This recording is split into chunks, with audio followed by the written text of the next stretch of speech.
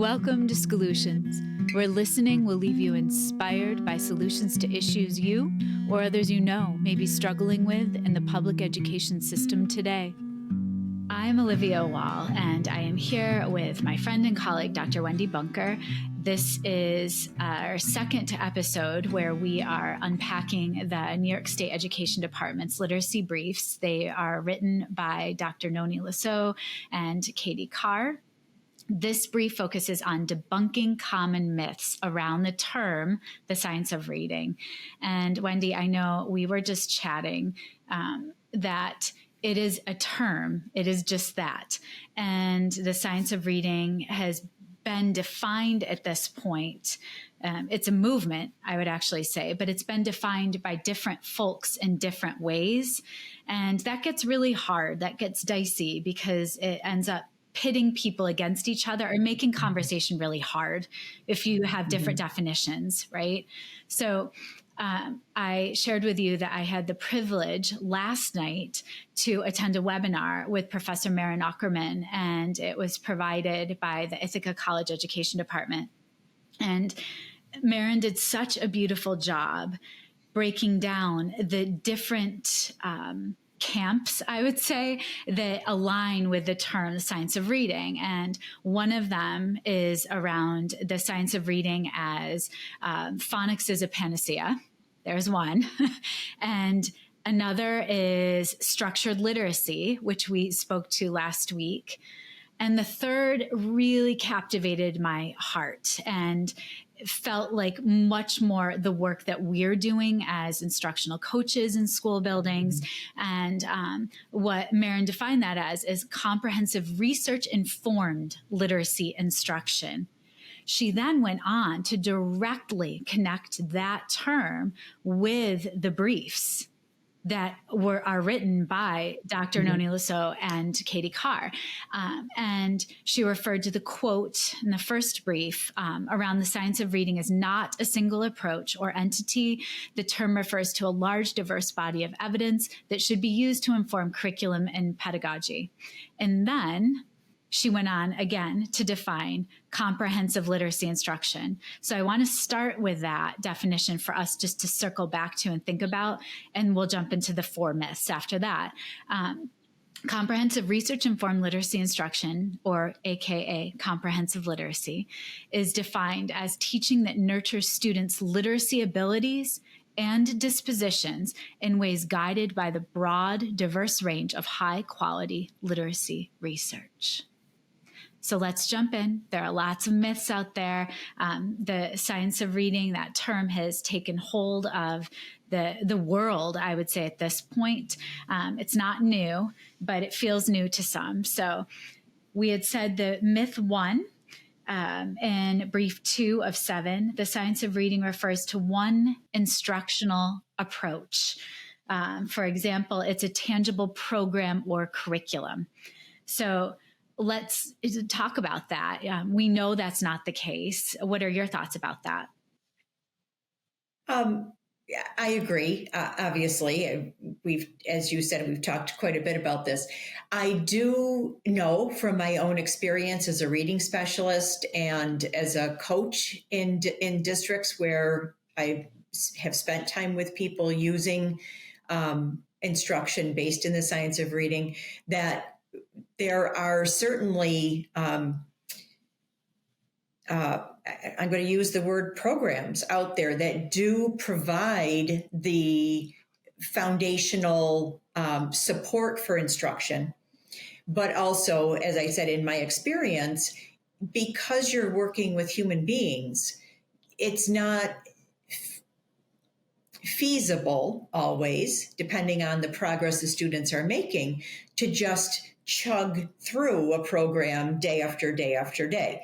So certainly the guidance is important, especially for those teachers who are new to this sort of instruction and who don't have a super firm grounding in phonics or decoding instruction and the way we learn to read. So I do think that they have their place but they're certainly not the only way of providing instruction for students in the development of reading. Well, and we also, the brief one was a definition of what is the science of reading. And we alluded to the National Reading Panel report out of 2000. I really think there needs to be another National Reading Panel report soon, because the information, it's outdated at a certain point. We need new studies, maybe that aren't as rushed as that report was and more comprehensive. With that said, that report focused on what were deemed the big five. And we know that the New York State briefs have added oral language. So now the briefs speak to big six, right? But I think there's something much more to be said around that term comprehensive literacy, because it does speak to developmental appropriateness when we're making choices as teachers in the classroom. And it puts the term explicit in quotes. You know, there's a lot of research coming out that says, do all children need explicit instruction? Absolutely. Absolutely. Has that been missing for a long time? Yes. And that too much explicit instruction can also be detrimental because it comes at a cost. So that's something I'm thinking about a lot. And that's a segue into myth two. Myth two speaks to the science of reading signals that reading instruction should focus on teaching skills in isolation. And I know at the core of our belief system, we both know that anything that is taught explicitly has to be practiced and transferred into other content areas, right? Into children reading voluminously. So I worry a lot with that idea of structured literacy or the idea of explicit, that it may give the misconception that children are not practicing this work or transferring it into a deep love of reading independently too. I don't know what your thoughts are about that. No, absolutely. And in wherever I've worked, the goal has always been, especially in intervention classrooms, but also in the general ed classroom, that we are providing that explicit direct instruction with the goal of then having students turn around, and certainly not at the beginning. It's not going to be easy for them to transfer in the early years, K, first part of first grade. But as they gain understanding of the different patterns in the English language, yes, we fully expect and encourage and cultivate their ability to transfer that knowledge into their reading, but also into their spelling, into their encoding, so that they're developing as readers and as writers at the same time, which goes back to that comprehensive education that you spoke of just a few minutes ago. And I'm excited because we'll go in depth with that with our next conversation. That's the focus of brief 3, that reading-writing connection.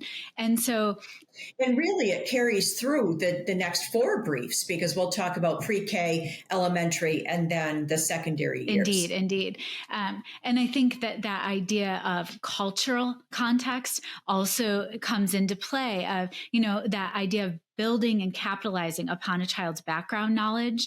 And I worry so much around this, especially that category of phonics as a panacea. When it comes to pre-K specifically, I know we're going to speak about that with brief 4, but I want to linger a moment because myth 3, it states very clearly, the science of reading demonstrates that effective early literacy instruction is limited to promoting the acquisition of code-based skills, specifically phonics and decoding. Here's my fear. It's a myth. It's a reality, though, for some districts right now. And I just said the overemphasis of phonemic awareness and phonics at certain points, it comes at a cost. And my favorite piece about this brief in particular, I adore the truth tips with myth 3 and myth 4. And so I want to read an excerpt from that truth tip, because that's what dispels the myth beautifully. Without the ability to access print, students cannot make meaning from a text. While a student is building foundational word reading skills, instruction should also build oral language and reading comprehension, background knowledge, and vocabulary. Well, Wendy, the only way that's going to happen is if children in pre-K and kindergarten have a lot of time to play, to interact, to talk to each other, if they're read aloud beautiful stories that steep them in background knowledge. That does not come from a worksheet. That does not come from an explicit phonemic awareness lesson or phonics-based lesson. It doesn't.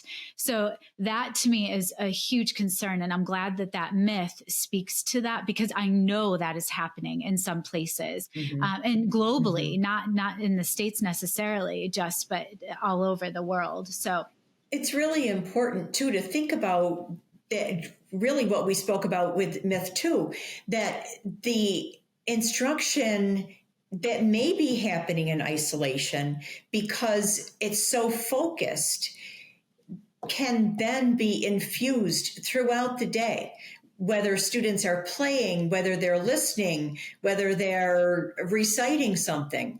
It can be woven in. And I think that, again, that helps, or what facilitates that is when teachers do have the understanding and they're working with each other, they're having conversations with each other about what we call the science of reading and how we can best infuse it in everything that we do. Not that we stop what we're doing, but that we find ways to weave it in what's already occurring in the classroom. Well, and a huge passion of practice for me is that children in those early years have lots and lots of time throughout the day to engage in unstructured play. So when I say unstructured play, it's that choices are offered and the children gravitate, they move and flow through different areas in the classroom, outside, inside.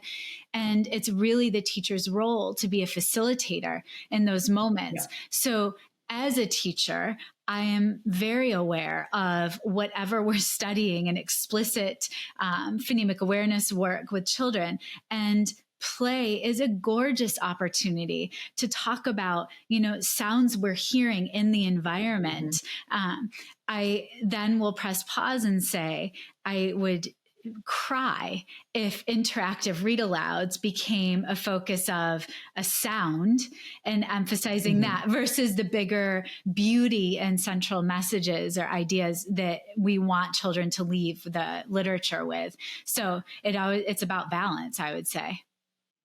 I agree. And I think also teachers have golden opportunities, whether students are in the classroom or outside, to wander and to eavesdrop on their conversations so that you are hearing the ways that they're using language, whether you're thinking about vocabulary, oral language development, comprehension, conversational turn taking.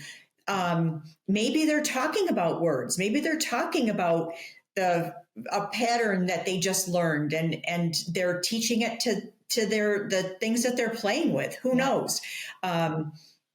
This is kind of an aside, but my 2.5-year-old granddaughter read me Brown Bear today. So, that was a delight. And I didn't stop her and pick out any patterns that she was using, whether it be the storyline or the words, but that's immersion in great literacy. So, there are so many opportunities to listen and to just either mentally or actually physically record how kids are using language that we can then turn around and use in our instruction, but also we know that kids are learning and we know what they're learning. Well, and so that's such a beautiful example, because there are research studies that delineate between children reading to animals and dogs and children reading to grownups, and how often the experience of reading to a dog is much more joyful sometimes for a child than speaking to an adult, because adults have a tendency to overanalyze, to over-insert themselves. And I adore that you did not insert yourself when Brown Bear was being read. You lived in the joy of the moment. You were fully aware of the skills that were being used, and you may capitalize upon them in a different segue. Did you notice the rhyme? But still, it was about the joy in the moment. And dogs are a lot less pressure than grown-ups sometimes. There's just that joy of lingering and reading. And that's what this is ultimately about. We want every child to have access to the world of being literate. And that's what makes me really excited about these conversations we're having. I would also say that myth 4, it resonates. The science of reading and culturally responsive, sustaining teaching are distinct and separate approaches that inform instruction. We know that's baloney. And that truth tip, what struck you in that truth tip that popped out to you? Well, the fact that this is kind of a no-brainer, that it informs, as it says, it informs our efforts to support students with identified disabilities and English language learners, that it's not just certain groups of students, it's everybody. Everybody has access when we use these sorts of practices and we teach in this way. I think the other thing is that it's in between the two hyphens, to cultivate literacy for all. That jumps out at me. Primarily. I highlighted that as well. And then jumping back to brief 1, it speaks to this as well. It's the idea of the NYSED culturally responsive sustaining education framework. It's to help education stakeholders create student-centered learning environments, ones that are conducive to effective and equitable instruction. To wrap the conversation and circle back to that idea of comprehensive literacy, it's very exciting to me. I think we're eventually going to have to move away from the term, the science of reading, because it's so loaded at this point with different camps, and it doesn't always have a positive connotation. But that idea of comprehensive, it also brings in the self-efficacy, the self-esteem, the belief that students have that they are able to read. And that, I think, is critical. We know it's critical to motivation, to engagement. And that's a lot of the work we do. Students need time to practice this. So, and I think the science of reading as a body of research is evolving. You mentioned before the National Reading Panel that has those big 5 have evolved to now be the big 6. Oral language is a huge part of reading comprehension and being able to read the world.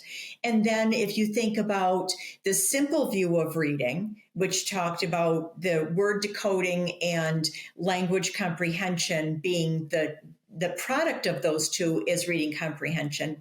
And then you move forward 40 years to Duke and Cartwright's active view of reading, which fully incorporates things like executive function, a student's ability to monitor and to self-regulate, and all of those things that we think of sometimes outside of literacy, but they're critical to literacy. And I think it goes right back to that comprehensive educational thinking. I agree. I'm so excited to get this conversation out into the world, dispel some of these myths, thanks to Dr. Nonie Lesaux and Katie Carr and their incredible work with these literacy briefs that it's so exciting because a lot of states across the nation are looking to New York at this point because of these briefs. I'm not going to use the term open-ended, but I will. They're not prescriptive, and that's what I appreciate.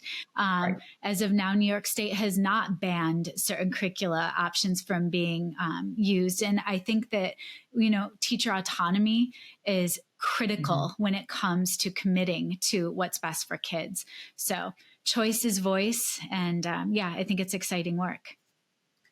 They're a guide, right? Yeah. They're not a prescription. They're a guide. Indeed. All right. Well, I look forward to brief 3 will be our next conversation around reading and writing connections and that work. Okay. And thanks for taking the time to chat, Wendy. See you soon. Schoolutions is a podcast created, produced, and edited by me, Olivia Wahl. Special thanks to my colleague and friend, Dr. Wendy Bunker. Also, a big thank you to my older son, Benjamin, who created the music that's playing in the background. I would love for you to share the podcast far and wide, leave a review, subscribe on YouTube, and follow us on TikTok, Twitter, Instagram, Threads, and Facebook at Schoolutions Podcast. If you'd like to become a Schoolutions sponsor or share episode ideas, leave me a SpeakPipe voice memo at my website, oliviawahl.com/podcast, or connect via email at schoolutionspodcast@gmail.com. Please keep listening. Let's continue finding inspiration together.